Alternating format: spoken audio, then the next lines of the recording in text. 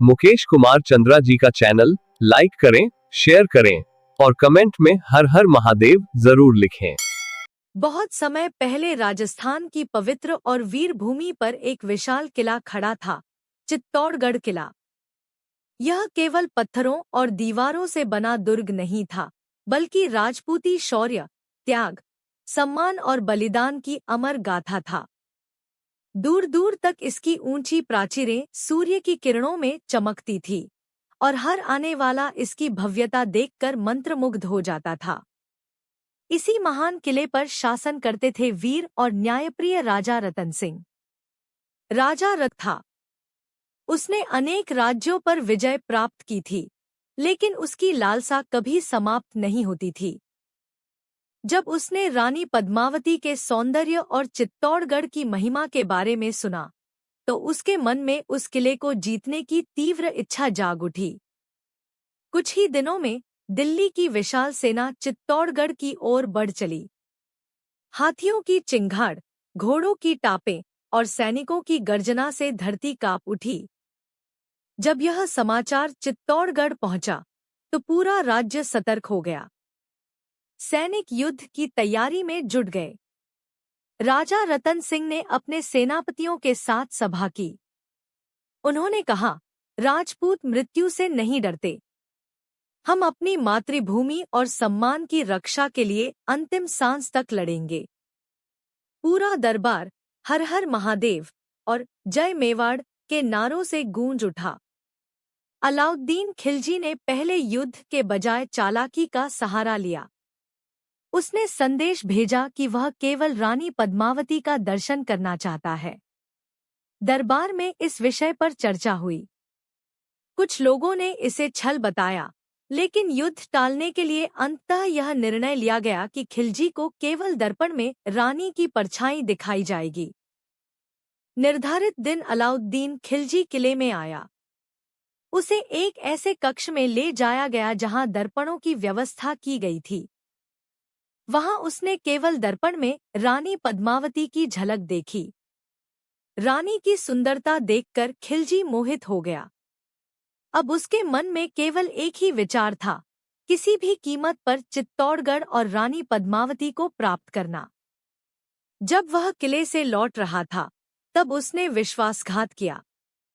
उसने राजा रतन सिंह को बातचीत के बहाने अपने शिविर में बुलाया और बंदी बना लिया।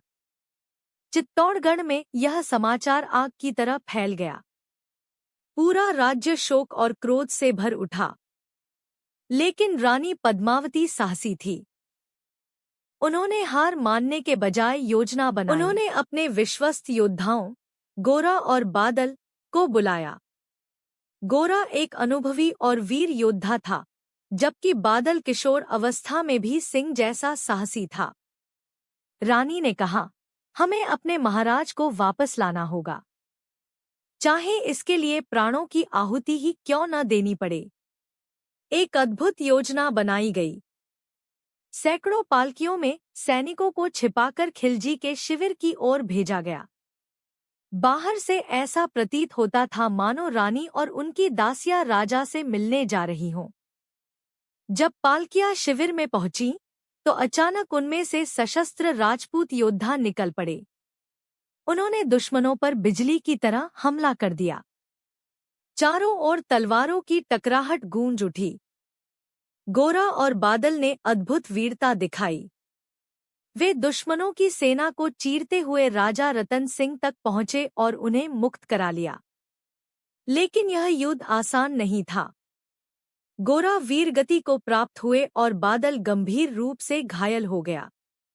राजा रतन सिंह सुरक्षित चित्तौड़गढ़ लौट आए, लेकिन अलाउद्दीन खिलजी का क्रोध और बढ़ चुका था।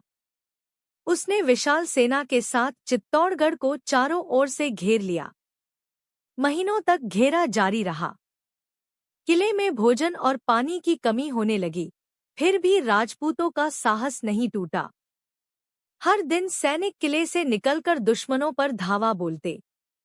युद्ध की ज्वाला दिन प्रतिदिन बढ़ती गई। एक रात राजा रतन सिंह किले की प्राचीर पर खड़े थे। उन्होंने नीचे दुश्मनों की विशाल सेना को देखा। रानी पद्मावती उनके पास आईं और बोली, महाराज, यदि समय आए तो हमें अपने सम्मान की रक्षा करनी होगी। वह चित्तौड़गढ़ जीत तो गया, लेकिन वह कभी राजपूती सम्मान को पराजित नहीं कर सका।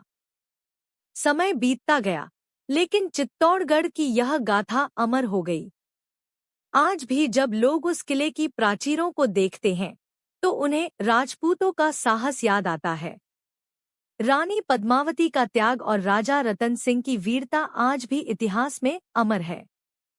चित्तौड़गढ़ आज भी केवल एक किला नहीं, बल्कि सम्मान, बलिदान और स्वाभिमान का मुकेश कुमार चंद्रा जी का चैनल लाइक करें, शेयर करें और कमेंट में हर हर महादेव जरूर लिखें।